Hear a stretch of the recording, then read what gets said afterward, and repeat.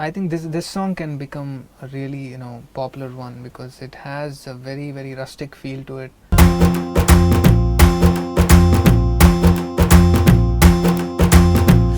ఎక్కి ఎక్కి ఆడవలేనే ఎడవ మగ పుటక గుండె పెరికినట్టుందే నువ్వే ఎళ్ళినాక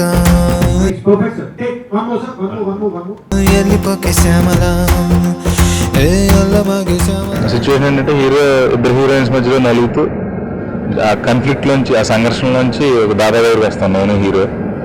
సో మందు తాగాలన్నరా అంటాడు, తాగిన తర్వాత పాట పాడరా అంటాడు. ఎల్లిపోకే శ్యామల ఏ అల్లమగే శ్యామల నువ్వు ఎల్లిపోకే అస్సలా ఊపిరాడదుంట లోపల ఎల్లిపోకే శ్యామల. అది we trying to transform this song into something else in terms of visual. It's going to be hard, raw kind of a thing, not so glamoured or not so raw, something like that. It's going to be in between.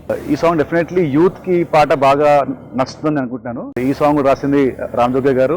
నరం లేని నాలిక నిన్ను ఎలిపొమ్మని పంపిందాయే, రథం లేని గుర్రం లాగా బతుకే చతికిలబడిపోయే నీ పోస్టరు అడ్డంగా చింపేశాననుకున్నా గుండెల్లో నీదే సినిమా ఆడుతున్నదే. ఫెయిలర్ సాంగ్ చెప్పొచ్చు, బట్ దాంట్లో కూడా ఒక ఎమోషన్ పెయిన్ ఉంటుంది.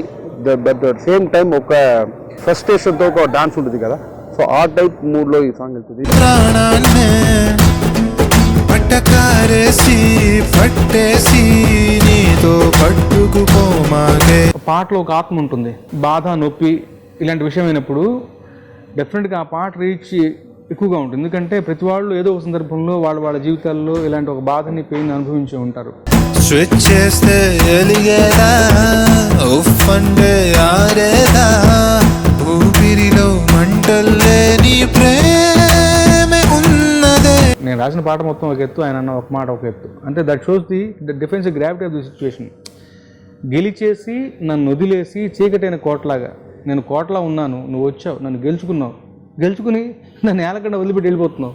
గెలిచేసి నన్ను వదిలేసి చీకటైన కోటలాగా చెయ్యమాకే నువ్వు వెళ్ళిపోకే శ్యామల నువ్వు వెళ్ళమాకే శ్యామల ఏమి బాగలేదే లోపల నువ్వు వెళ్ళిపోకే వెళ్ళిపోకే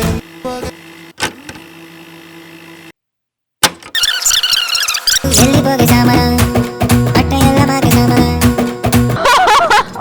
నువ్వు వెళ్ళిపోతే అసలా ఊపిరాడదంట లోపల. Wait. Let me go ask Vikram sir. Working with Vikram sir, I don't know. I have heard about Vikram sir before. I have seen some of his movies because he is such a simple person and he is one of the most renowned and the best script writers in the Indian film industry itself. ఆ అంటే అక్షరం, ఆ అంటే ఆణిముత్యం. ఆణిముత్యం ఎవరో కాదు, మేము ముద్దుగా స్వామి అని పిలుచుకునే త్రివిక్రమ్ గారు.